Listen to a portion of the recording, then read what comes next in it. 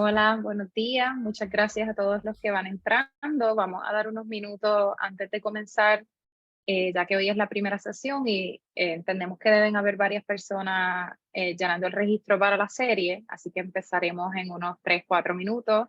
Muchas gracias por ir conectándose. Pueden ir escribiendo en el chat su información, su nombre, su especialidad y de dónde se están conectando. Bienvenidos.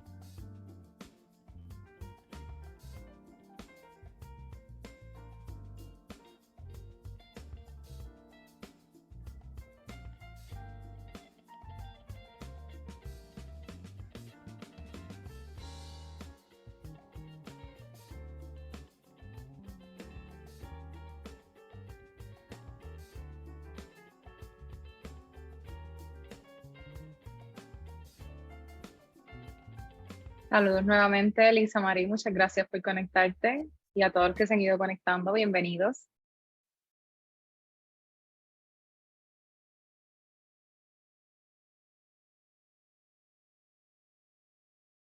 En un minutito comenzamos, estoy dando un break para que las personas tienen el registro por ser la primera vez.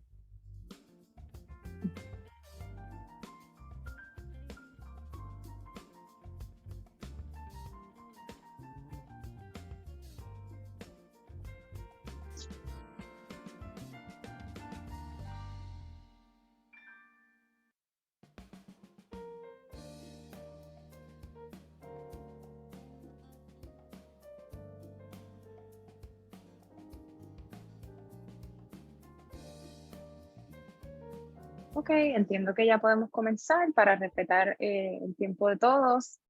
Bienvenidos, muy buenos días. Mi nombre es Kenia Morales y voy a estar facilitando esta sesión y esta serie completa de 20 sesiones que va a tocar la revisión de los estándares de la Asociación Americana de Diabetes y la utilización de la telemedicina. Veo caras conocidas entre las personas que están, pero nada, yo pertenezco al Fideicomiso de Salud Pública y esta sesión, esta serie se va a dar gracias a una colaboración con la clínica Pro Health Clinical Services y con el doctor Ángel Cumulada.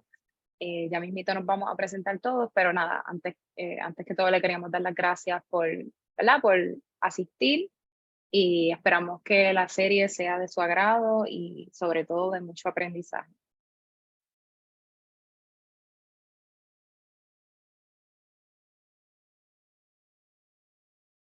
Aquí le dejamos una información de audio que la vamos a dejar ahí por un ratito. Entiendo también que se podría enviar por el chat si alguien la necesitara. En el caso de que tengan conexión inestable al internet, pueden conectarse por vía telefónica. Simplemente marcan algunos de los dos números que están allá. Veo que siguen escribiendo por el chat. Bienvenidos a todos. De Ciales, San Sebastián, de Baja. Qué bueno que hayan personas de todas las esquinas.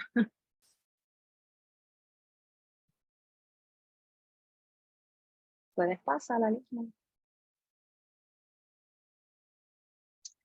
Nada, aquí les presento las sesiones en el mes de junio. Como les dije, esta serie, para los que ya habían estado antes, es un poco más larga que las anteriores, son 20 sesiones. Incluí solamente las del mes de junio para que no sea algo demasiado lleno de fechas, pero a medida que corre la serie vamos a seguir poniendo los días y la serie. La serie va a ser todos los martes y todos los jueves de 11:30 a 1 de la tarde, con una duración de 1 hora y media. Eh, Más adelante vamos a explicar algo respecto a los créditos de educación continua para doctores en medicina que se van a estar ofreciendo y cuáles son los requisitos de la serie en términos de evaluación y en términos de pues, los requisitos para obtener los créditos. como guías generales, ¿verdad? Para las personas que nunca habían asistido a un eco o, ¿verdad? En manera de repaso para quienes sí habían asistido. Le exhortamos a que enciendan las cámaras durante la sesión para poder crear una dinámica más de vernos y ¿verdad? De conversación.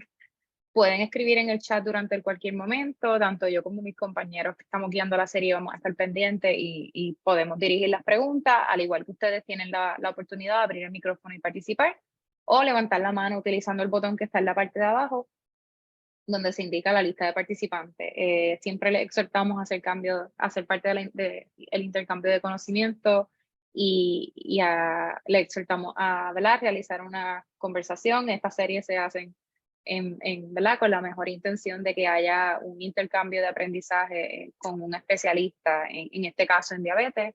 Así que les exhortamos a que participen y a que hablen y a que sean parte de todo. Para la agenda de hoy, que va a ser un poquito distinta a los otros días, porque vamos a estar dando una introducción a lo que es el proyecto ECO y a la dinámica de casos clínicos que vamos a seguir durante toda la serie, pues vamos a tener una bienvenida, la explicación del proyecto ECO, la explicación de lo que es el caso clínico y cómo los participantes pueden ser parte de esta parte de la serie. Luego el doctor Comulada va a ofrecer la didáctica, que va a tener una duración aproximada de 25 minutos. Luego se van a discutir los casos clínicos que se van a presentar brevemente al principio y luego de la didáctica se discuten y al final vamos a tener varios anuncios y el cierre de la sesión. Entonces, para comenzar, veo que siguen llegando personas y me gusta mucho y me motiva mucho eso, pero nada, ya mismito vamos a tener un espacio para que todos nos presentemos. Pero primero quiero, ¿verdad? Para quienes no conocen de lo que es el proyecto ECO, darle una breve explicación. Este proyecto surge en el estado de New Mexico hace unos años y básicamente lo que se busca es, mediante telecomunicaciones y en este caso mediante Zoom, aumentar la capacidad y la resiliencia a través de la telementoría ¿verdad?, el aprendizaje en conjunto con expertos en diversos temas. En este caso, vamos a tener una mesa de conversación digital donde se van a discutir estrategias, ideas, posibles colaboraciones, entre otras cosas, en base a casos clínicos, ¿verdad? Y a ponencias y explicaciones que van a ser presentadas por un experto en el tema, en este caso el doctor Comulada. Se traerá ¿verdad?, una didáctica resumida donde se va a compartir información basada en la guía de la ADA y pues para tratar de llevar a cabo las mejores prácticas, actualizaciones en la información y ¿verdad?, en lo más reciente de la enfermedad, dirigida exclusivamente a los profesionales de la salud y, ¿verdad?, crear una dinámica donde todos aprendamos, todos enseñamos y todos conversamos. Entonces, ¿verdad? Como parte de la serie, en todas las series que hemos hecho, hemos llevado a cabo esta dinámica, nosotros exhortamos a los participantes a presentar casos clínicos.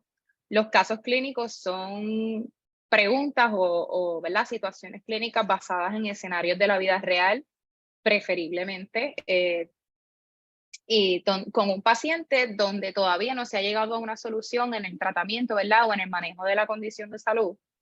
En este caso, ¿verdad?, primordialmente de diabetes mellitus.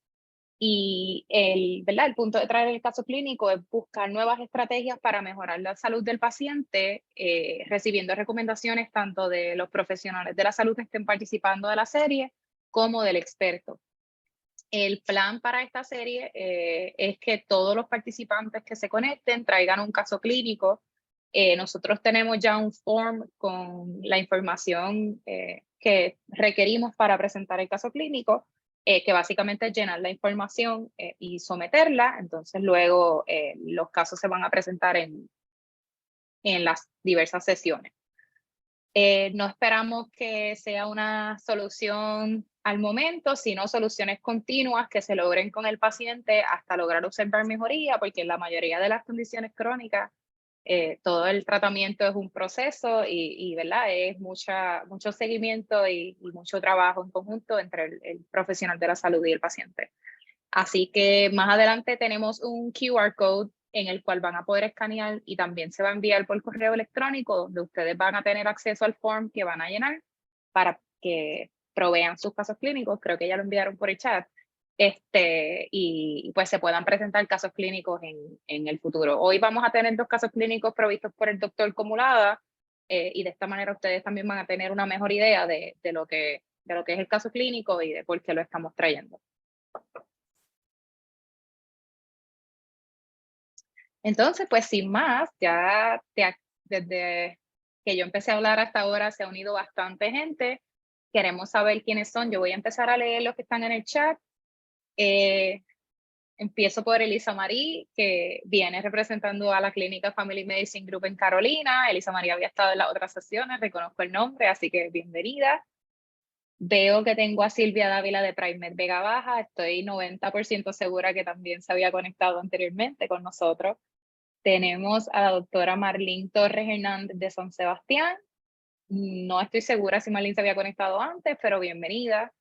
Nataishli de PrimeMed en Ciales, que también me suena. Y eso es todo lo que tengo en el chat, así que, ¿verdad? Exhorto a las personas que faltan a que se conecten, a que se presenten, discúlpenme, para saber, ¿verdad? Qué personas nuevas tenemos y de dónde nos acompañan.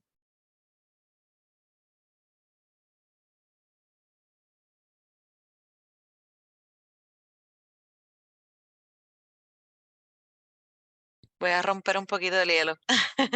Bueno, mi nombre es Liz Mariel Tirado. Gracias nuevamente, ¿verdad?, por estar todos aquí presentes. Soy coordinadora, ¿verdad?, en los ECO. Así que bienvenidos y esperamos, ¿verdad? Como dice el eslogan del proyecto ECO, todos aprendemos y todos enseñamos. Así que gracias por estar aquí presentes.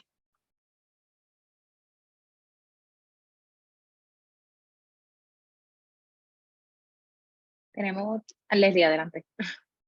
Hola, mi nombre es Leslie Mas Cortés, soy la directora de la división. Gracias por estar con nosotros en el proyecto de ECO acerca de diabetes. Esperamos que sería un éxito y que vamos a aprender mucho. Gracias por estar. Gracias, Leslie. En el chat veo a la doctora Nora Liz Mejía González, que tiene una oficina médica en el grupo médico del IPA Corporación Médica Oriental en Humacao. Otra persona del este, bienvenida.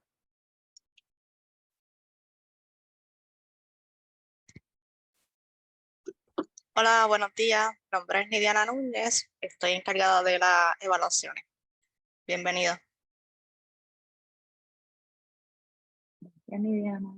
Yo, ¿verdad? Ya había dicho mi nombre porque soy la facilitadora en esta ocasión, pero mi nombre es Kenia Morales y voy a estar facilitando, ¿verdad? Si todo sale bien, las 20 sesiones de esta serie, así que nos vamos a ver a menudo.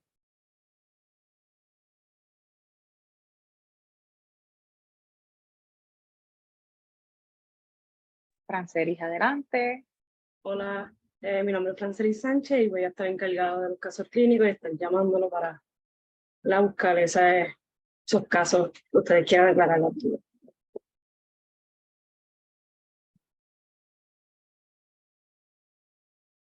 Quiero escuchar a algún participante. Sé que tengo personas nuevas y me encantaría que alguno por lo menos me abra el micrófono y se presente.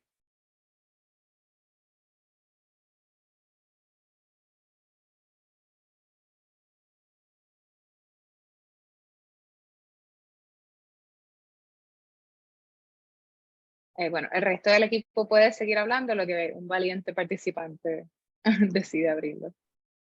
Buenos días, mi nombre es Julio Acevedo, soy apoyo técnico. En lo que le pueda ayudar, aquí estaré.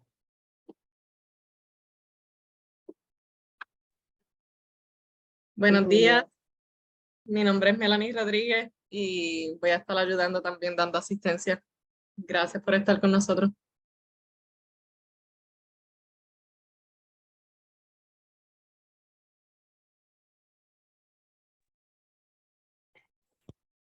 Buenos días, mi nombre es Karen Andújar y soy del Fideicomiso de Salud Pública. Bien contenta de estar aquí con ustedes compartiendo en este eco.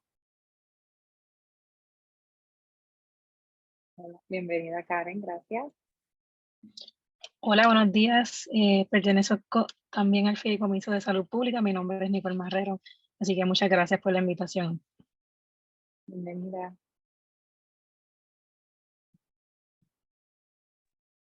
Buenos días, Liz Príncipe, consultora para el programa de telemedicina en el Fideicomiso. Bienvenido. Gracias, Liz. Yo creo que ya nosotros todos nos presentamos. Veo aquí a alguien que dice su nombre iPhone. Si me pueden escribir por el chat para arreglarles el nombre y saber, ¿verdad? Para cuestiones de asistencia. Igual puede abrir el micrófono.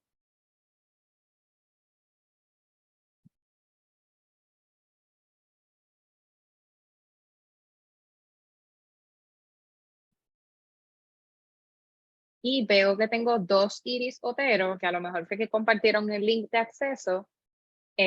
Así que igualmente las personas que están por la cuenta, por el link de Iris Otero, que me dejen saber sus nombres y ¿verdad? De dónde estamos conectándonos para tenerlo para cuestiones de asistencia. Porque cuando se comparte el link suelen aparecer las dos personas con el mismo nombre. Así que para que, ¿verdad? Para que se reflejen. Tengo 3 Iris, 2 Iris Otero y una Iris Ortiz.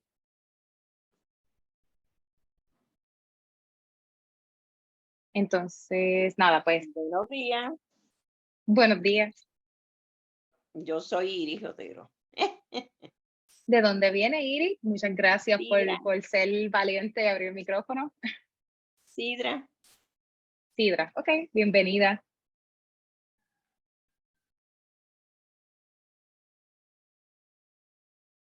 Podemos entonces yo creo que continuar.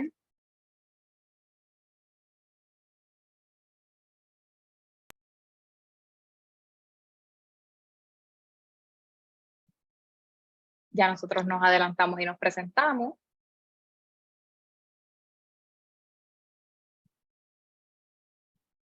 Y ahora voy a dar una breve introducción de nuestro experto en el tema. En esta serie vamos a tener al doctor Comulada, ¿verdad? Liderando todas las sesiones. Así que bienvenido, doctor Comulada, para que tengan un poquito de background de su, ¿verdad? De su carrera y su experiencia. El doctor Comulada realizó sus estudios subgraduados en la Universidad de Puerto Rico en Mayagüez, colegial también, y su doctorado en medicina en la Escuela de Medicina de Ponce. Luego de esto se mueve a San Juan a realizar su especialidad en medicina interna en el Hospital de Damas de Ponce y su subespecialidad en endocrinología, diabetes y metabolismo en el San Juan City Hospital aquí en San Juan. Actualmente el doctor Comulada es director médico y posee su práctica privada en la clínica Pro Health Clinical Services en Bayamón. Igualmente es el jefe de endocrinología y el director de la unidad de cuidado para pacientes con diabetes y también presidente del comité de calidad en el Hospital Doctor Center en Bayamón. Y el doctor ha fungido como presidente de la Sociedad Puertorriqueña de Endocrinología y Diabetes en 2 ocasiones. Adicional a eso, ¿verdad? Y para compartir todo este conocimiento que él tiene con las nuevas cepas de médicos, el doctor es profesor asociado en la Universidad Central del Caribe y pues él va a estar facilitando, ¿verdad? Y proveyéndonos con todo su conocimiento, bien fuertemente trabajado y adquirido durante su carrera, durante toda esta serie que se va a enfocar en la condición de diabetes mellitus. Así que, pues nada, bienvenido, doctor Comulada. Si se me quedó algo, le cedo el micrófono y muchísimas gracias, ¿verdad? Por esta colaboración que de tanto bien nos va a hacer a todos. La realidad es que muchísimas gracias por esa presentación. De verdad que para mí es un privilegio y un placer compartir con todos ustedes a través de estos medios de telemedicina, lo cual está pues cambiando y muchas veces aumentando, ¿verdad? La disponibilidad para prestar servicios y o conocimiento más allá de lo acostumbrado en las evaluaciones, ¿verdad? directamente en la oficina por la versatilidad de llegar a sitios más distantes. Así que durante estas próximas 20 semanas vamos a estar compartiendo con todos ustedes un resumen o una revisión de lo que son los estándares de cuidado de la Asociación Americana de Diabetes.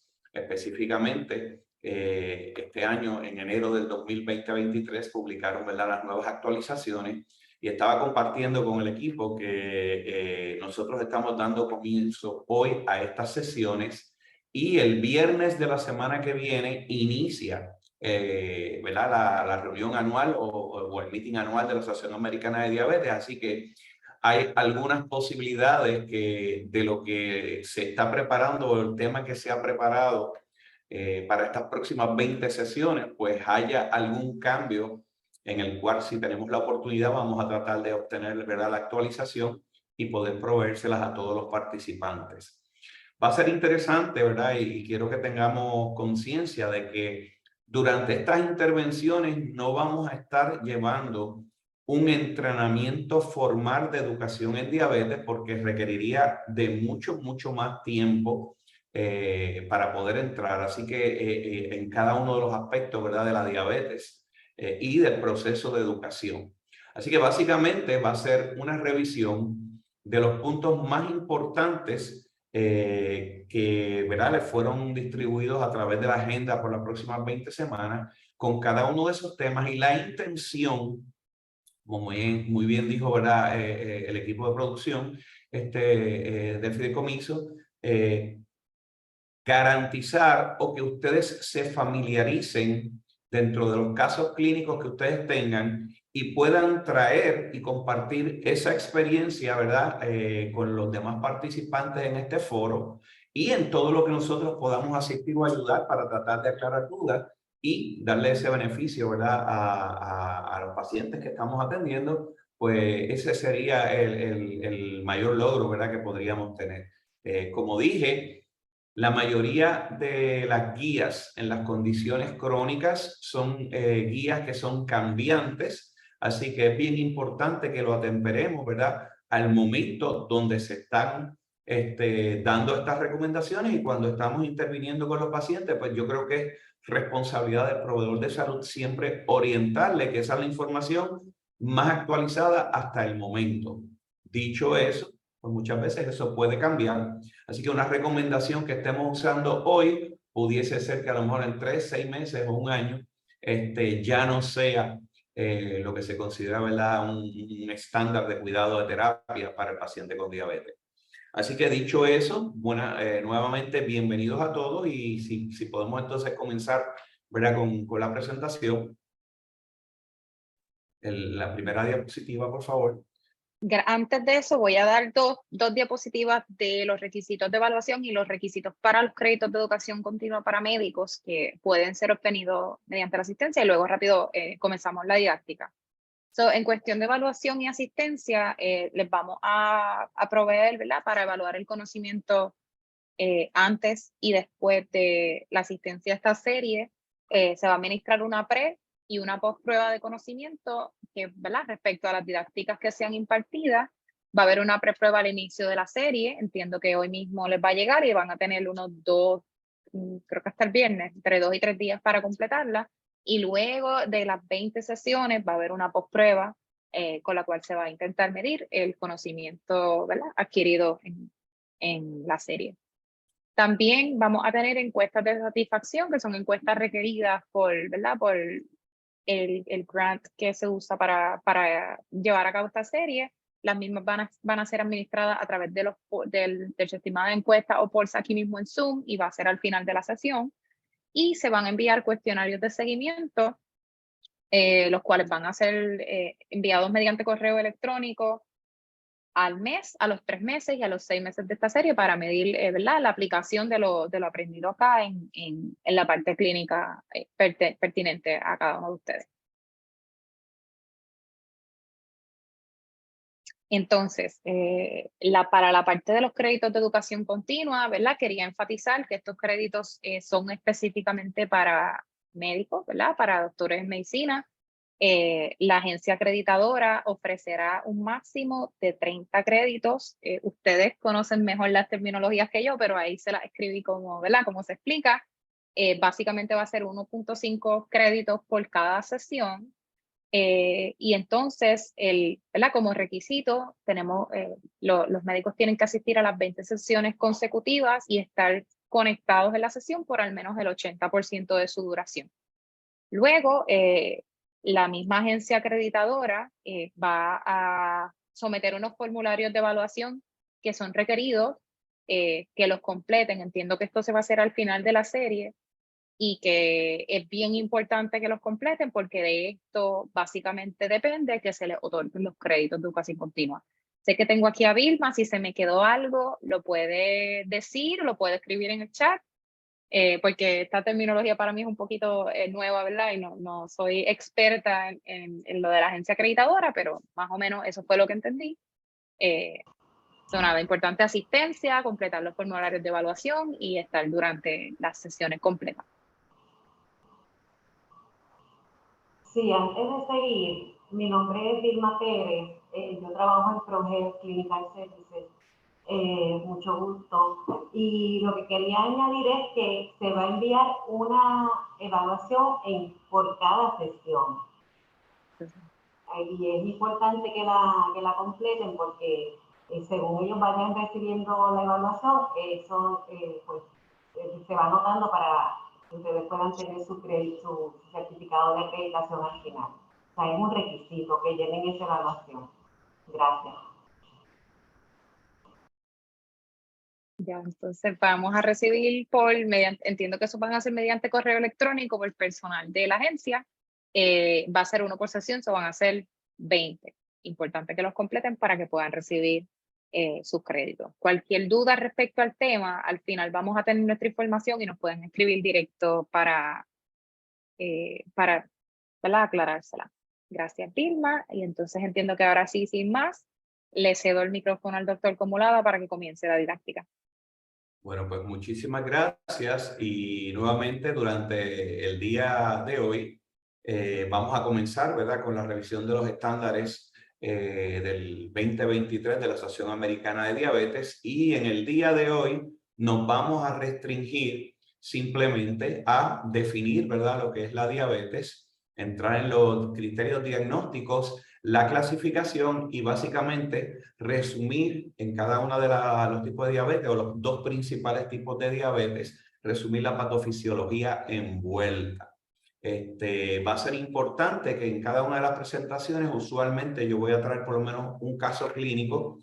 En este momento pues traje un caso clínico de la ¿verdad?, experiencia de nosotros, que es un caso real. Obviamente no estamos presentando información personal del paciente, ¿verdad?, protegiendo, ¿verdad?, toda su información protegida, pero lo que quiero es que entiendan que vamos a estar tratando de promover que en las futuras sesiones, si ustedes tienen casos que se relacionen con esos temas, pues los provean, ¿verdad?, al equipo de producción para entonces coordinar y tenerlos disponibles. De todas maneras, en la parte de sesión de preguntas y respuestas vamos a tener, o de discusión de casos clínicos, vamos a tener la oportunidad de que si alguien tiene algún caso que quiera traer, estaríamos en la mejor disponibilidad de tratar de aclarar todas sus dudas y de colaborar en el manejo, ¿verdad?, de ese paciente. Así que próxima diapositiva, bien importante.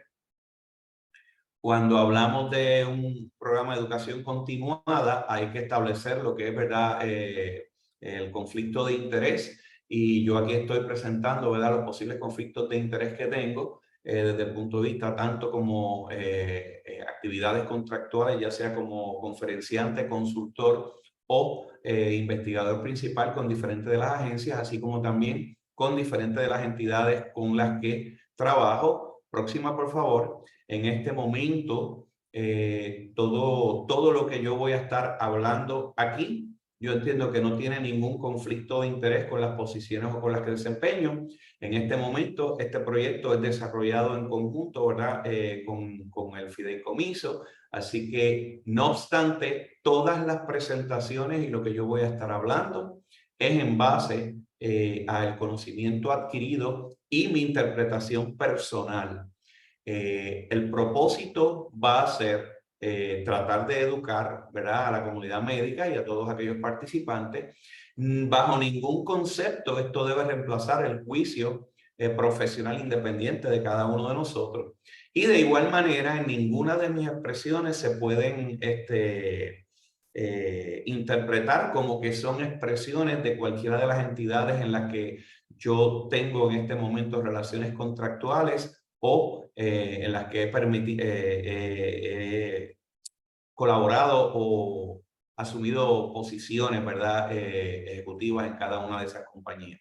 Así que cada vez que yo haga referencia a algún producto en particular, tratando, ¿verdad?, no me gusta utilizar el término de promover, sino más bien indicar su utilización, lo voy a estar utilizando en base a la data científica que valora la utilización de esos productos o en base a las recomendaciones de las organizaciones, en este caso, la Asociación Americana de Diabetes, según las recomendaciones de la Asociación Americana de Diabetes. Bajo ningún concepto va a ser una promoción mía personal de ninguno de esos productos, así que quiero que estemos claros y que de igual manera, pues siempre los voy a invitar a que revisen con cada una de las agencias, ¿verdad?, organizaciones profesionales que ustedes utilizan para manejar sus pacientes o las indicaciones aprobadas por la Administración de Drogas y Alimentos para esos medicamentos, en caso que sea el caso.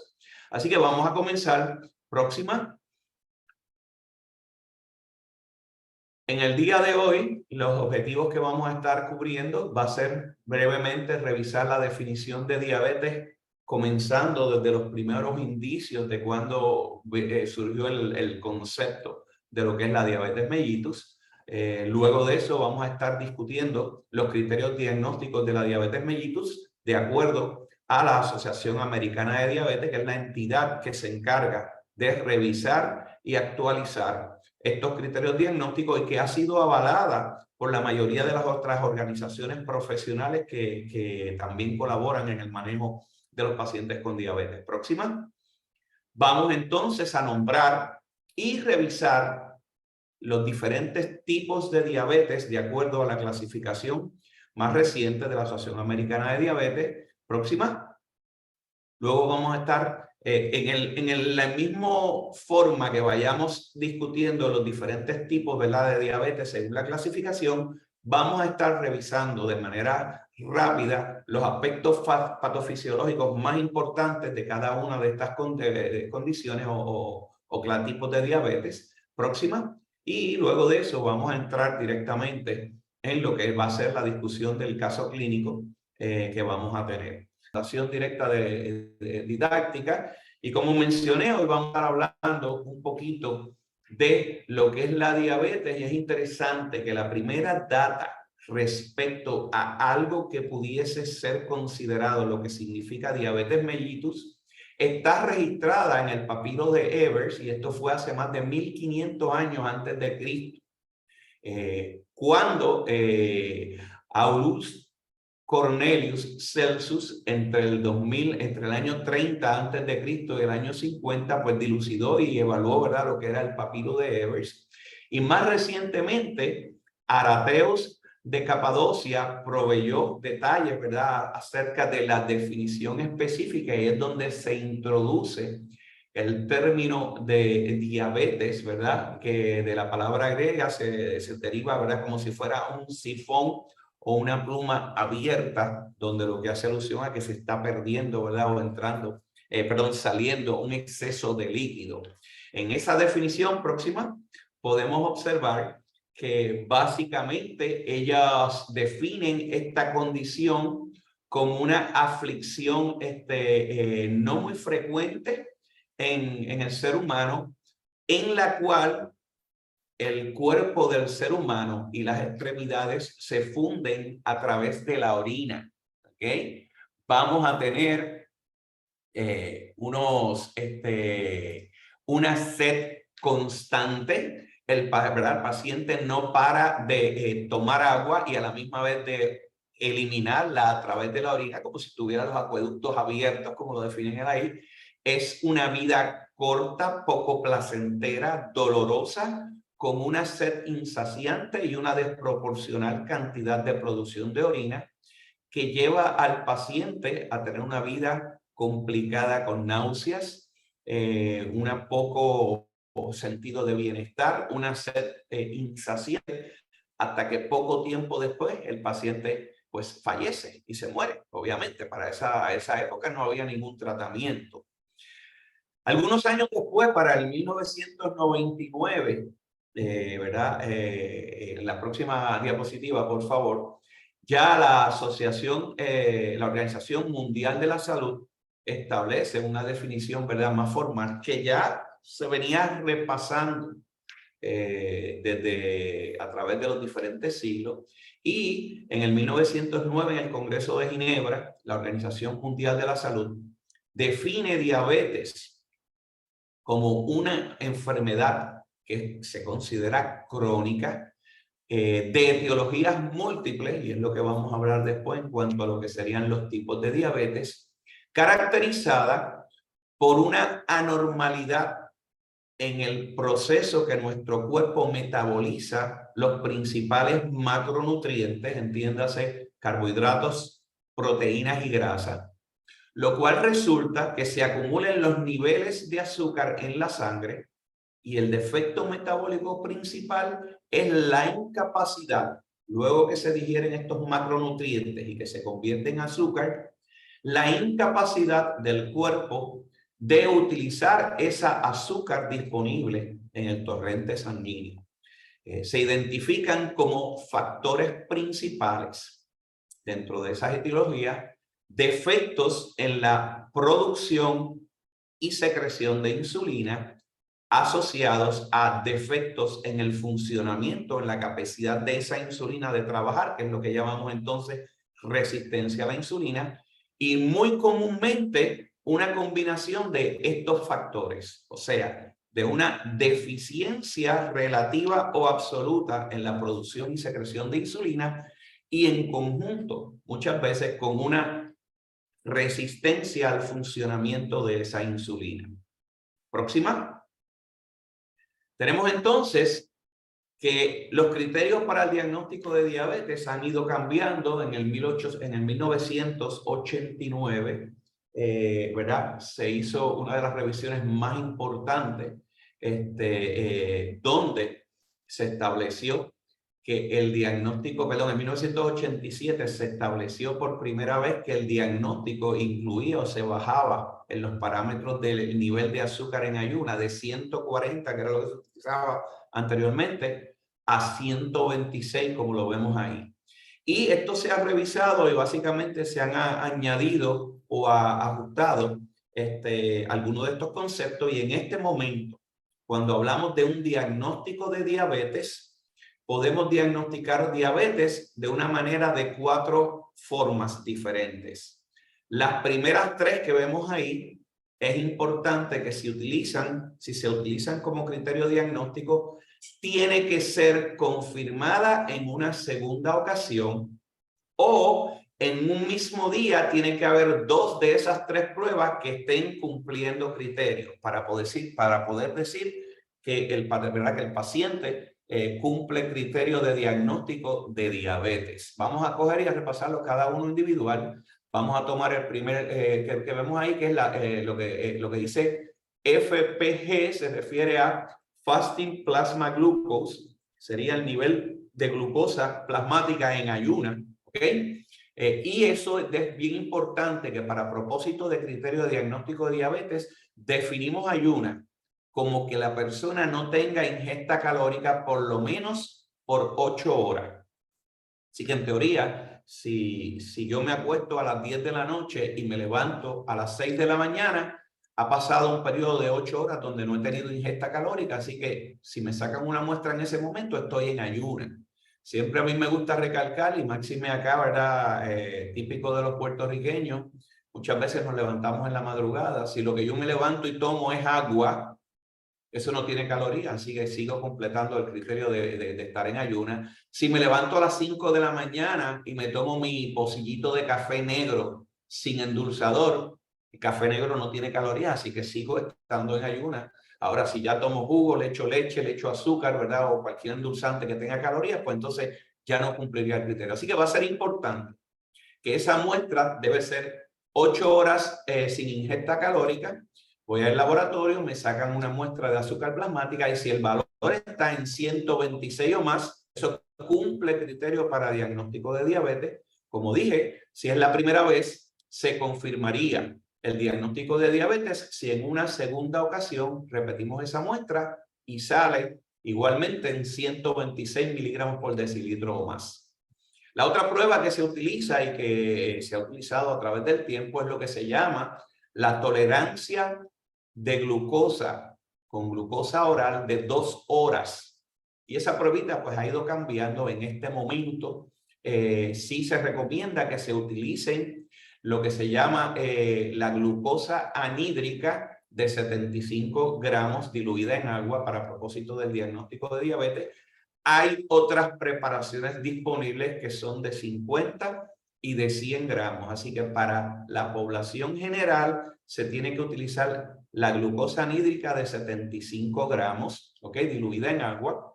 Y en ese laboratorio, la manera, la forma correcta de ordenar esa prueba es que se les recomiende que 3 días previo a hacerse la tolerancia de glucosa, el paciente garantice que está teniendo una ingesta de carbohidratos diaria de al menos 150 gramos de carbohidratos. Eso es bien importante, ¿ok? Para poder realmente establecer el esfuerzo que está haciendo, ¿verdad? Ese páncreas para tratar de producir la insulina y mantener unos niveles saludables de glucosa en sangre. Así que también se le va a instruir que el paciente tiene que llegar al laboratorio en ayuna.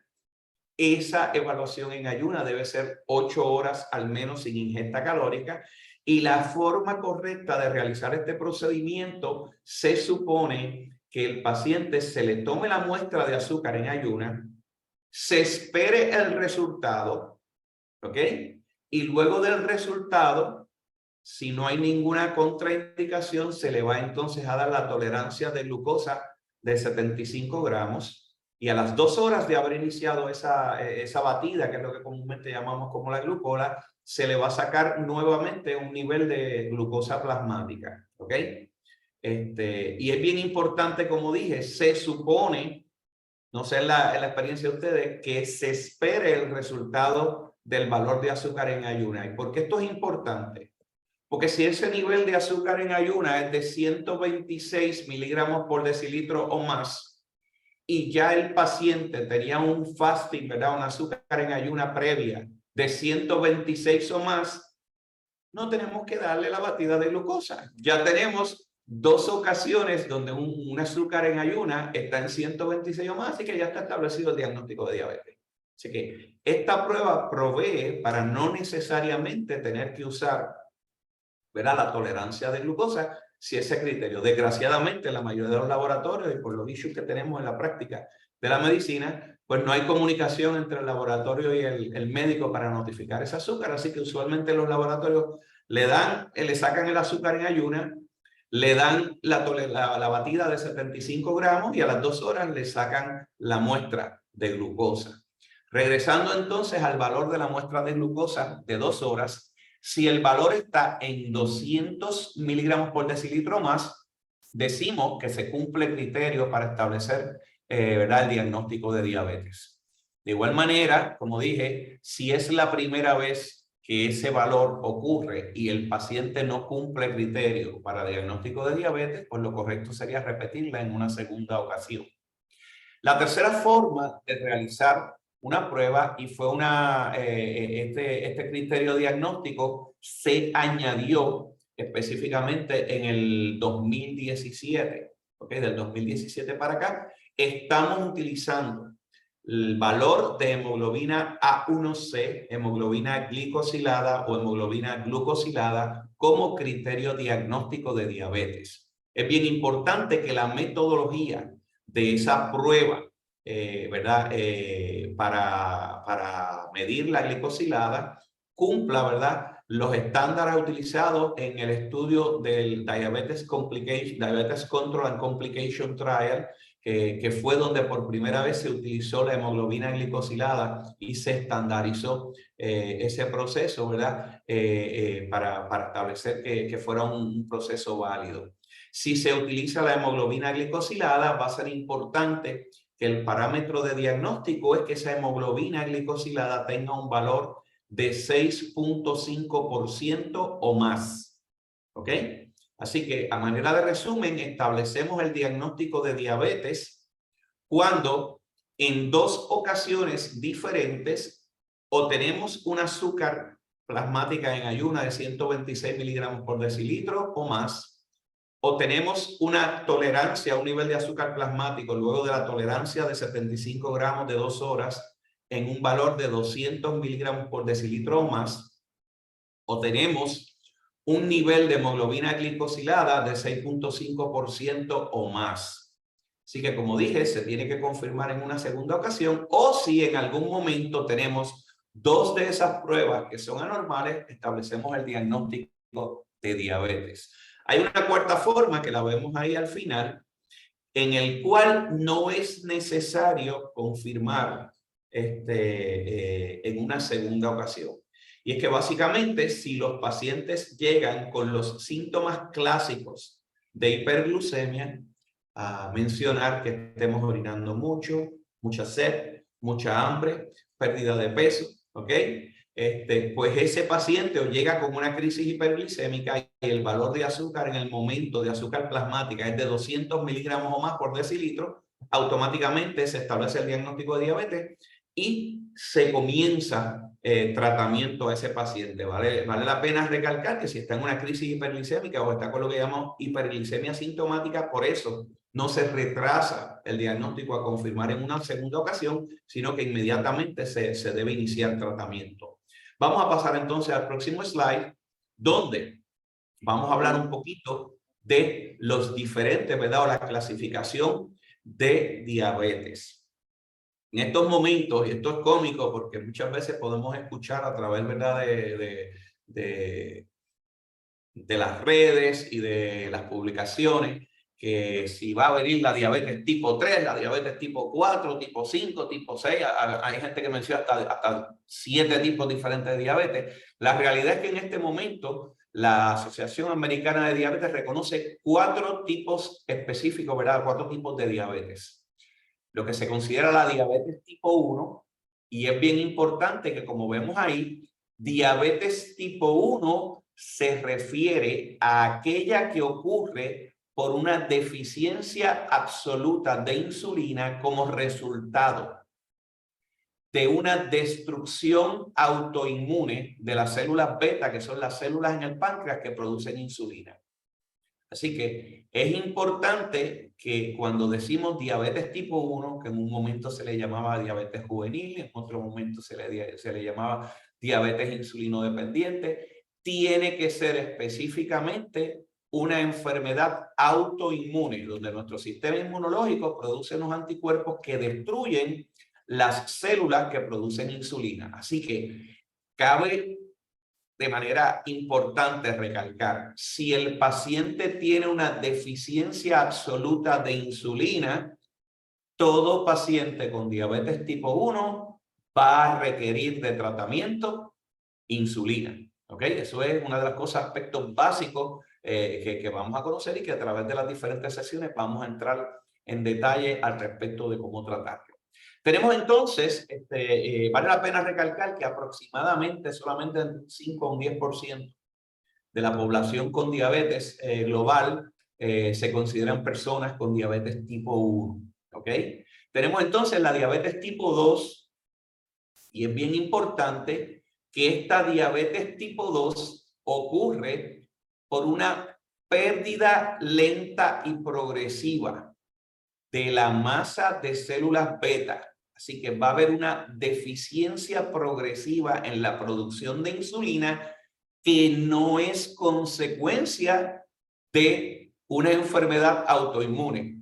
Porque si fuera una enfermedad autoinmune, sería diabetes tipo 1. Así que eso es bien importante que lo entendamos y eso es una de las cosas que confirma el que yo no puedo decir que un paciente es tipo 1 primero y después tipo 2 o tipo 2 primero y después tipo 1. ¿Okay? Porque tienen unos requisitos que básicamente son mutuamente exclusivos. Y esto es bien importante porque en años anteriores no estaba documentado necesariamente que esa pérdida progresiva fuera relacionada a trastorno, ¿verdad?, de autoinmunidad. Así que es bien importante porque nos ayuda aquí a ser, ¿cómo se dice?, mutuamente exclusivo.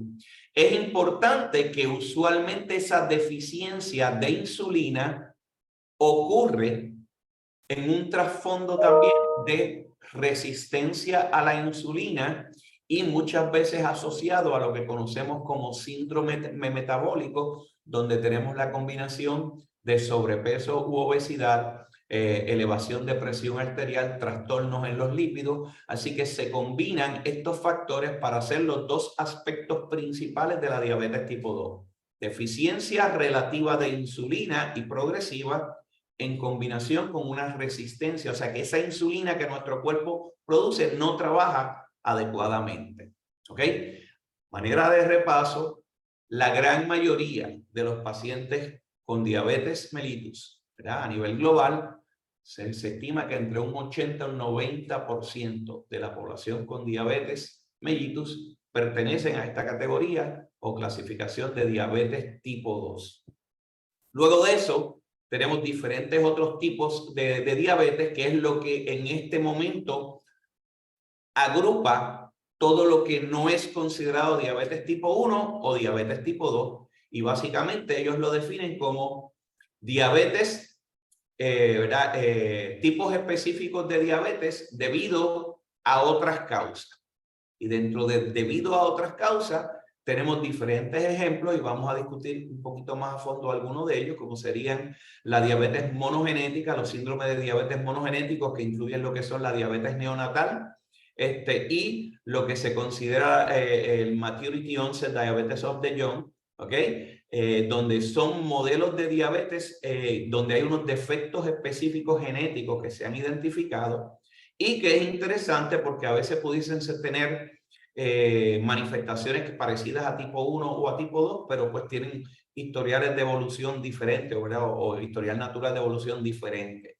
Tenemos también otras condiciones exógenas del páncreas, como lo son diabetes causada por fibrosis quística o, por ejemplo, diabetes causadas por pancreatitis, ¿verdad? O diabetes causada por otras enfermedades, por ejemplo, yo puedo tener el caso de una persona que tenga un cáncer de páncreas que le curan, ¿verdad? Le intervienen el cáncer de páncreas, por lo tanto le remueven su páncreas, así que si no tiene páncreas, ¿qué va a pasar con la producción de insulina? No va a tener producción de insulina. Y anteriormente mucha gente decía, pues si no tiene producción de insulina, sería un paciente con diabetes tipo 1. Pues no. Sería un paciente con diabetes secundaria a que se le removió el páncreas. Así que es una condición secundaria a la remoción del páncreas. Lo mismo con las pancreatitis. Si yo tengo un paciente que está experimentando pancreatitis recurrentes, puede entonces perder célula, ¿verdad? La masa de células beta, por lo tanto va a tener deficiencia relativa o hasta en un momento absoluta de insulina y probablemente desarrolle diabetes requiriendo el uso de insulina. No sería una diabetes tipo 1, sino que sería una diabetes secundaria a episodios de pancreatitis. También lo vemos inducido por medicamentos, como mencionamos aquí, entre ellos hay diferentes medicamentos antibióticos, más comúnmente los glucocorticoides, agentes inmunosupresores, así que entraría también en lo que serían estos pacientes después de trasplante de órganos y pacientes que están en tratamiento con otras medicinas como pacientes con VIH que en base a la utilización de sus medicamentos pudiesen estar a riesgo de diabetes. Así que todas esas causas caerían dentro tipos específicos de diabetes debido a otras causas secundarias. Y la cuarta clasificación de diabetes sería solamente aquella que va a ocurrir en mujeres, que sería diabetes estacional. Y va a ser importante que para cumplir criterio de diabetes estacional tiene que ser una mujer que se diagnostica con diabetes durante el segundo o tercer trimestre del embarazo en una paciente, ¿verdad?, que previamente no tenía evidencia de anormalidades en el azúcar. ¿Ok? Así que eso es un criterio importante para el diagnóstico de diabetes gestacional. Próxima. Vamos a entrar aquí rapidito en la diabetes tipo 1. Podemos ver aquí desde el punto de vista de parámetros que se definen 3 estadios principales, lo que sería el estadio 1, donde ese paciente va a estar totalmente sin ningún síntoma, va a tener unos niveles adecuados de azúcar, ¿ok? Unos niveles saludables de glucosa. Sin embargo, si se le hacen pruebas de inmunogenicidad, va a salir con por lo menos 2 de los 4 tipos de anticuerpos. Van a salir con evidencia de anticuerpos contra varias de las células o marcadores en las células de las isletas de Langerhans, las células beta. Así que en ese sentido, ahí tenemos que esa persona se consideraría que está en un estadio 1 de diabetes tipo 1, lo cual muchas veces se le da un seguimiento de cerca, principalmente cuando tienen historial familiar de personas con diabetes. Se trata de identificar esta población y se monitorean para ver si se puede evitar el que progresen a una diabetes sintomática, que sería lo que ya llamaríamos ya en el estadio 3. Entramos en lo que sería el estadio 2 de diabetes tipo 1, donde ese paciente usualmente va a estar sin síntomas, pero ya comienza a haber una destrucción progresiva de esas células beta, así que progresivamente va a haber una pérdida de la masa de células beta, disminuyendo la insulina disponible, y esos pacientes, si se lograsen identificar, van a manifestar niveles elevados de azúcar, tanto en ayuna como niveles postprandiales, ¿verdad?, después de los alimentos de azúcar elevada, y de igual manera su nivel de hemoglobina glicosilada va a ir progresivamente elevándose. Lo que pasa es que usualmente es una población que, como no tiene síntomas, no se le da un seguimiento de cerca. Pero como mencioné, en aquellos pacientes, ¿verdad?, que tienen familiares, pues muchas veces entran en programas de prevención o de monitoreo y se puede identificar, y en esos estudios epidemiológicos es que se ha identificado estos estadios. Y cuando tenemos entonces ya que se ha perdido sobre un 90% de la masa de células beta, usualmente la deficiencia de insulina va a ser tan severa que entonces se manifiesta el estadio 3 y el paciente ya va a desarrollar hiperglicemia sintomática, y si se tocan los niveles de azúcar van a cumplir con los criterios diagnósticos de diabetes. Va a ser importante que para establecer ese diagnóstico de estadio 3 se utilizan los criterios que mencioné anteriormente para definir diabetes. ¿Ok? Próxima diapositiva. Aquí lo vemos a manera de gráfica, donde en el estadio 1 podemos ver en la horizontal, podemos ver lo que serían el estadio 1, estadio 2 y estadio 3 a través del tiempo. Entre el estadio 1 y el estadio 2 sería lo que estaríamos considerando estadio de prediabetes en ese paciente, y ya el estadio 3 sería, ¿verdad?, diabetes sintomática o diabetes, ¿verdad?, manifestada. En la vertical vemos la producción o la masa de células beta, y vemos cómo entonces ese paciente en ese estadio 1 va a manifestar una inmunogenicidad. Si yo le hago esos anticuerpos, van a salir positivos, y los anticuerpos son los que vemos ahí marcados: IAA, GADA, ICA 512A o ICA. ¿Okay? Esos son los 4 anticuerpos que realizamos. Por lo menos 2 tienen que estar positivos. Si están esos dos de esos anticuerpos positivos y el paciente todavía tiene reserva pancreática, vamos a tener unos niveles de azúcar saludables y no va a tener ningún síntoma. Muchas veces tenemos interacción de nuestro sistema inmunológico con diferentes factores ambientales. Entre ellos se han identificado agentes virales, agentes compuestos químicos tóxicos que pueden estar en el ambiente. En ocasiones se ha tratado de afiliar hasta diferentes alimentos, diferentes proteínas de la leche y otros alimentos, que lo que hacen es que desencadenan esa reacción inmunológica, y entonces esos anticuerpos se activan, van a las células beta del páncreas, se depositan y comienzan la destrucción de las células beta.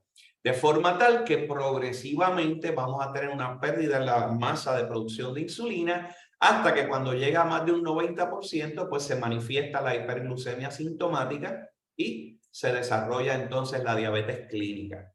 Es interesante que en ese periodo de tiempo, desde el estadio 1 hasta el estadio 3, usualmente cuando se activa y ocurre la intervención con esos agentes ambientales, el periodo de tiempo que estamos hablando es aproximadamente de entre 6 a 8 o 12 semanas. ¿Ok? Así que es un proceso donde estos pacientes con disregulación inmune desarrollan una respuesta exagerada de ese sistema inmunológico en un periodo de 1 a 3 meses y por lo tanto no presentaban hiperglucemia, así que de momento en ese periodo de 3 meses surgen unos niveles de azúcar que se descontrolan y la gran mayoría de las veces el paciente se diagnostica con los síntomas típicos de orinar mucho, mucha sed, mucha hambre y pérdida de peso. Así que así es la mayoría de las veces que se diagnostica la diabetes tipo 1. Vamos a pasar entonces a la diabetes tipo 2, próxima. Y básicamente, cuando hablamos de diabetes tipo 2, tenemos entonces que hablar ahora de una manera diferente. Esto es una enfermedad que va ocurriendo lentamente y que en ocasiones puede pasar hasta años sin que diagnostiquemos la diabetes tipo 2. Y de ahí entonces viene el concepto de definir lo que es prediabetes y de tratar de identificar temprano a aquellos pacientes a riesgo para tratar de evitar la progresión. Así que cuando hablamos de criterios para el diagnóstico de diabetes, queremos entonces recalcar que son los valores de azúcar que ya no se consideran saludables, pero no cumplen el criterio diagnóstico de diabetes que vimos en la diapositiva de los criterios diagnósticos de diabetes. Y estos criterios pues van a ser los mismos 3 que utilizamos: el azúcar o los niveles de glucosa en plasma en ayunas, los niveles de glucosa 2 horas después de la tolerancia de glucosa con 75 gramos y los niveles de hemoglobina A1C o hemoglobina glicosilada. Vale la pena recalcar que en el caso del azúcar, ¿verdad?, o los niveles de glucosa en ayunas, se consideraría prediabetes si ese nivel de azúcar está entre 100 miligramos y 125 miligramos por decilitro. ¿Okay? 126 sería diabetes. Así que saludable se considera un nivel de azúcar menos de 100 miligramos por decilitro. Definimos hipoglucemia, que lo vamos a ver más adelante, como menos de 70. Así que el valor saludable en los niveles de glucosa plasmática se considera entre 70 a menos de 100 miligramos por decilitro o hasta 100 miligramos por decilitro. ¿Ok? Va a ser importante que en el caso de 2 horas después de la tolerancia de glucosa, el valor para diagnóstico de prediabetes que sea igual o mayor de 140, pero menor de 200 miligramos. O sea, entre 140 a 199 miligramos por decilitro se consideraría prediabetes si utilizamos el valor de 2 horas después de la tolerancia de glucosa, y se considera saludable después, 2 horas después de ese valor, entre 70 a menos de 140. ¿Ok? Así que eso es bien importante que lo tengamos en perspectiva. Muchos pacientes, y a mí a veces es cómico porque muchos pacientes dicen, mira, después de tenían el azúcar en ayuna en 85, por poner un ejemplo, y después de la tolerancia de glucosa tienen el valor de azúcar en 79. Entonces muchos se asustan y dicen, ¡ay, me va a bajar el azúcar! No, eso es lo que refleja que el cuerpo está ¿qué? Trabajando de una manera adecuada. ¿Okay? Así que no necesariamente eso quiere decir que le va a dar un bajón de azúcar más adelante, sino es que el cuerpo se está manteniendo entre 70 y 140 en los niveles de glucosa plasmática después de la ingestión de una carga de carbohidratos. Y el nivel de hemoglobina glicosilada, como mencioné, pues se considera saludable entre 4% y menos de 5.7, así que el diagnóstico de prediabetes sería cuando ese valor de hemoglobina glicosilada se encuentra entre 5.7 y 6.4%. Vamos a pasar entonces en la próxima. Es bien importante recalcar que cuando hablamos entonces de prediabetes, se establecen unos criterios para monitorear esos pacientes a riesgo, tanto en la edad de pacientes adultos como en la edad pediátrica. Y en el caso de la edad pediátrica, uno de los factores principales que utilizamos es obviamente el sobrepeso, ¿ok? Y se deben considerar empezar a evaluar para posible diagnóstico de diabetes o prediabetes en aquellos niños sobrepeso que estén en un 85, por encima de igual o por encima de un 85% de la percentila de obesidad, ¿ok?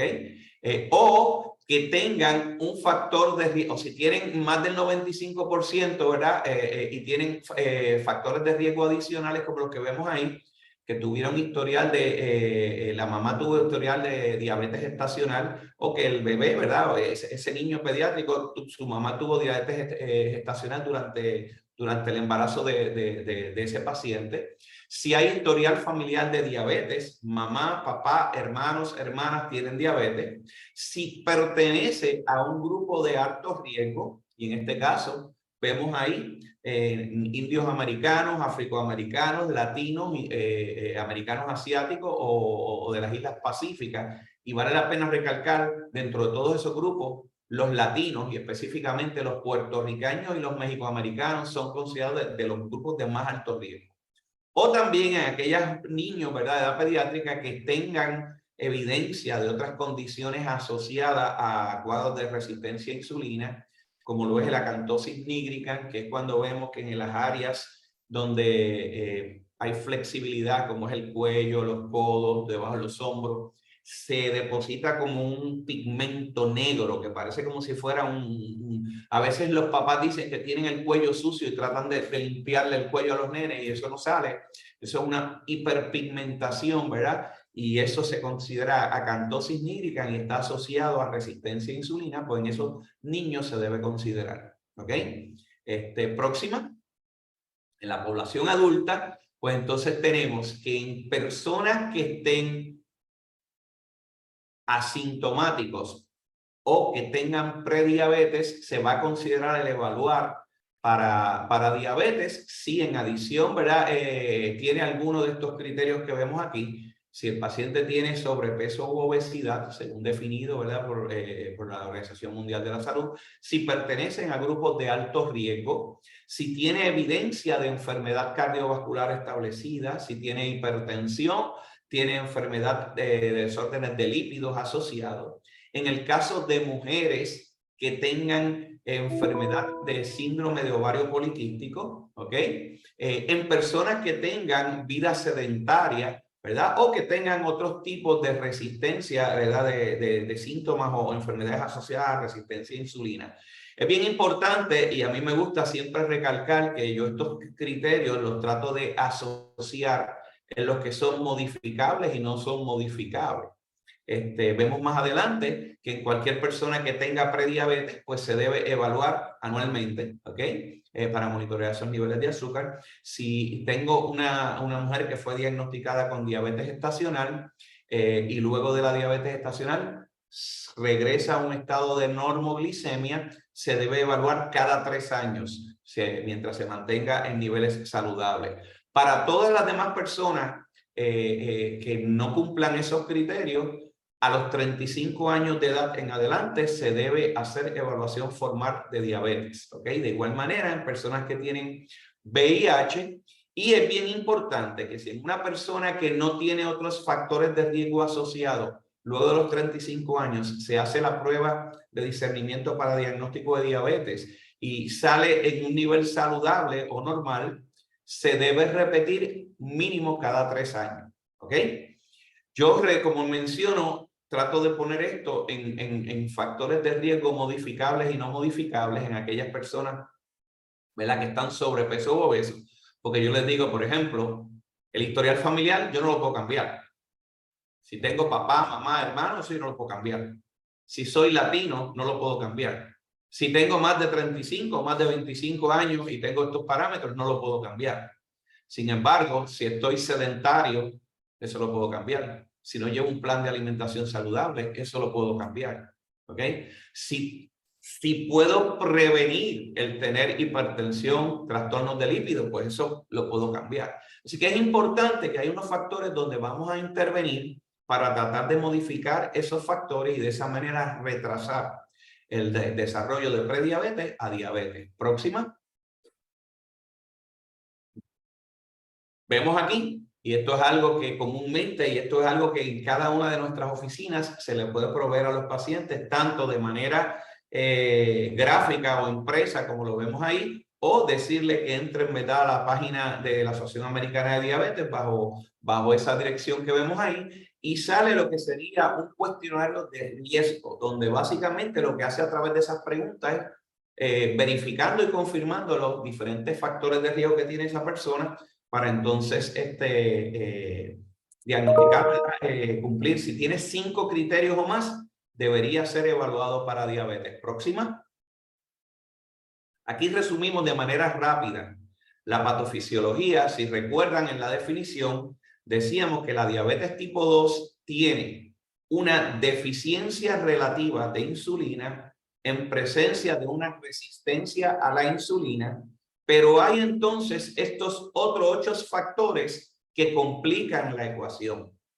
Número 1, vamos a ver que hay una disminución, como mencionamos ya, en la secreción o la producción de insulina por el páncreas. A la misma vez, ese páncreas va a tener una producción exagerada de glucagón, lo cual es la hormona que contribuye a que los niveles de azúcar en sangre se eleven, primordialmente causando un aumento en la producción hepática de glucosa, lo cual perpetúa la hiperglicemia. Va a haber disfunción neurotransmisora en aquellos agentes que tienen que ver con el balance desde el punto de vista de la ingesta calórica, o sea, de estímulo y supresión de apetito. Va a haber, como mencionamos, una resistencia a la insulina, lo cual dificulta el que el hígado, el músculo y el tejido adiposo utilicen el azúcar que está en sangre de manera adecuada, contribuyendo a que se perpetúe la hiperglicemia. El riñón, que es encargado de reabsorber el azúcar todo el tiempo para minimizar el que perdamos ese nutriente, pues sube su nivel de reabsorción, por lo tanto, sube su dintel para permitir, que se filtre el azúcar, por lo tanto, va a mantener niveles elevados de azúcar en sangre más fuertemente. Va a haber un montón de agentes tóxicos por una lipólisis aumentada que a su vez van a interferir con cada uno de esos mecanismos. Y para finalizar, hay una disminución en la secreción de las incretinas, que vamos a ver más adelante. Son unas hormonas que se encargan de estimular el páncreas a producir insulina y a bloquear la producción de glucagón. Así que todos esos factores van a resultar en perpetuar una hiperglicemia sostenida. Así que básicamente ese es el resumen que vamos a hablar sobre la patofisiología de la diabetes. Vamos a entrar ahora a los otros tipos específicos de diabetes. Próximo slide. Voy a ir un poquito aquí de manera rápida. Estos son hallazgos que son o personas que son poco comúnmente diagnosticadas. En la parte de arriba vemos lo que serían los Maturity Onset Diabetes of the Young. Estos son personas que tienen características que parecían tipo 1 o tipo 2, pero por su desarrollo genético de la condición son todos heredados de forma autosómica dominante. Muchas veces pueden responder a medicamentos orales, en este caso específicamente a sulfonilurea, y en el caso específico del MODY-2, que básicamente es el último que aparece, ¿verdad? En el que vemos ahí, que es el que es GCK, ¿ok?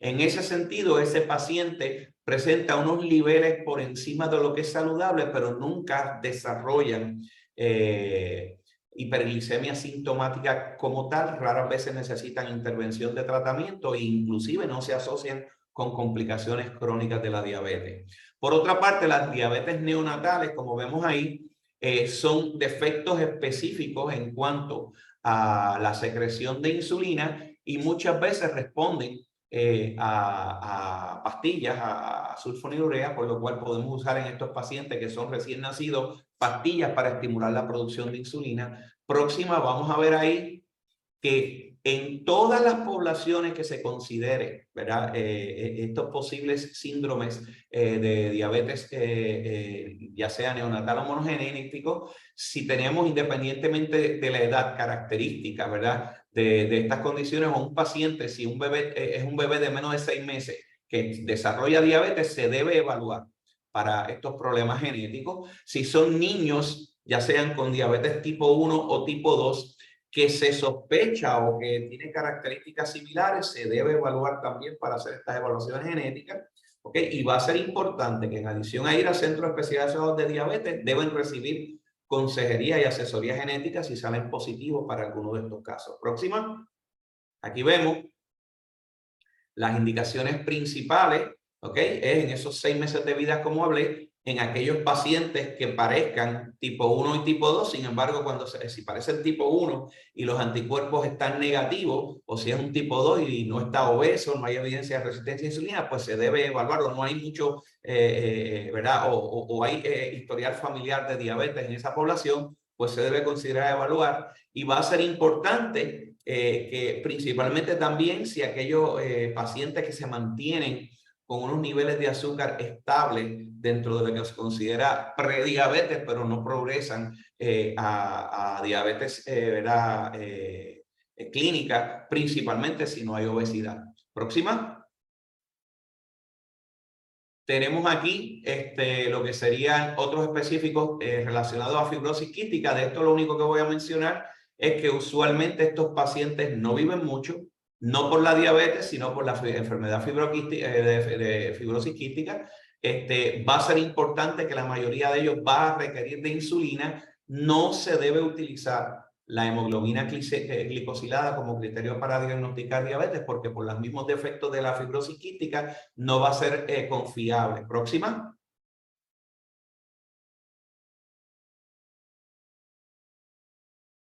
¿Pasó algo?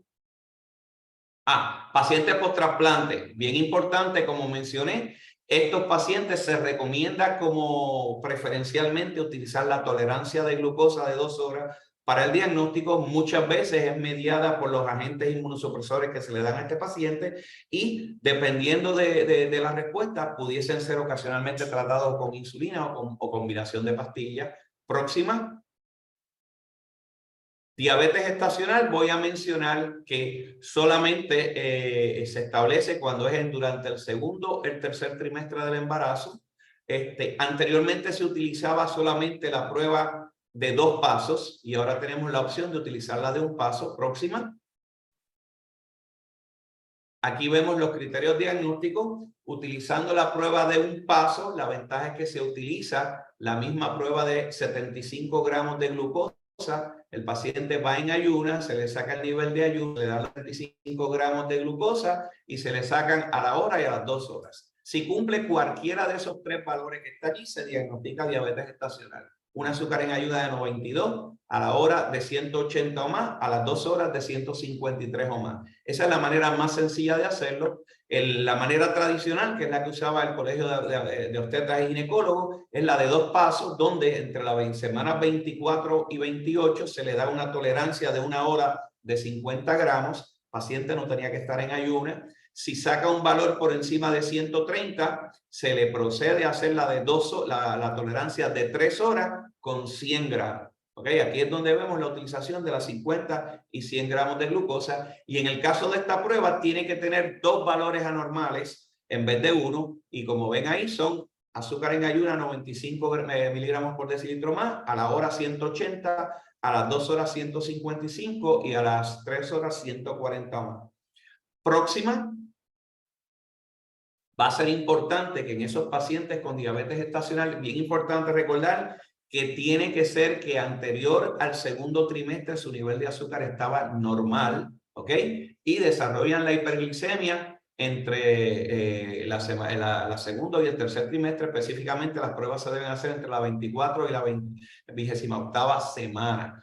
Todos aquellos individuos que estén a riesgo se deben evaluar y si se sospecha de que pudieran tener diabetes antes de quedar embarazada, esa mujer embarazada debería ser orientada para el posible riesgo de tener diabetes antes de quedar embarazada. ¿Por qué? Porque la diabetes gestacional no va a causar problemas de trastorno de pérdida de embarazo por malformaciones congénitas, sino que va a ser por exceso de crecimiento de ese bebé. Ahora, si la mujer presentaba hiperglucemia antes, durante ese primer trimestre, vamos a tener un riesgo aumentado de malformaciones congénitas, de abortos y de muerte, ¿verdad?, de ese feto una vez desarrollado. Así que siempre, si la mujer tenía historial previo de diabetes o tenía factores de riesgo, debe ser evaluada antes de quedar embarazada y asesorada al respecto. Próximo slide.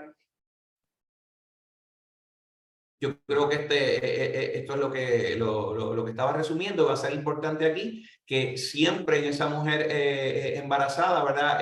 O con riesgos debemos evaluar, y si se utiliza, si se diagnostica hiperglucemia en ese primer trimestre, se utiliza basándose en los criterios diagnósticos de diabetes, no de diabetes gestacional. Próxima. Yo creo que ya ahora vamos directamente. Eso es más o menos lo mismo que resumí. Ya para la próxima sesión, ya hoy rompimos el hielo con la primera sesión, pero ya para la próxima sesión, y dado a que, ¿verdad?, muchas de las personas que están aquí van a obtener créditos de educación continua, es importante la participación activa de las personas. No queremos estar hablando entre nosotros mismos solamente, así que, ¿verdad?, a medida que ustedes puedan, es importante que participen, ya sea trayendo y presentando los casos. Y pues nada, abriendo el micrófono, aquí no hay respuestas erróneas, tenemos un experto en diabetes que, ¿verdad?, su propósito es compartir su conocimiento, así que pues es importante que participemos un poco más, ya que, ¿verdad?, para todos, pero más enfáticamente para las personas que van a obtener créditos de educación continua, es importante la participación.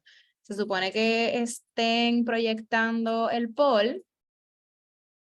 Sí, ya está en pantalla. La próxima sesión es el próximo martes, no recuerdo qué número es martes, a ver aquí, 20, si no me equivoco. Sí, el próximo martes 20 a las... 20. Sí, 20. A las 11:30 nuevamente, y pues nada, aquí tenemos el form que lo podemos escanear. El doctor hizo énfasis en casos clínicos relacionados a obesidad que van en la misma línea de los que él tocó hoy, así que todos están bienvenidos a recibirlo. Muchísimas gracias. Buen provecho a los que no han almorzado.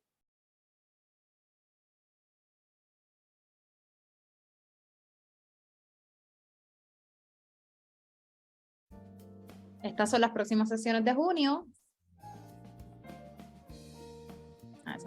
De sobrepeso. Y gracias a todos nuevamente. Buenas tardes. Buenas tardes. Gracias. Yo me retiro porque tengo otro compromiso ahora.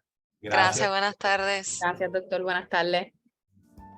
De igual forma, la evaluación continúa abierta para que todos puedan, ¿verdad?, contestar la encuesta. Gracias.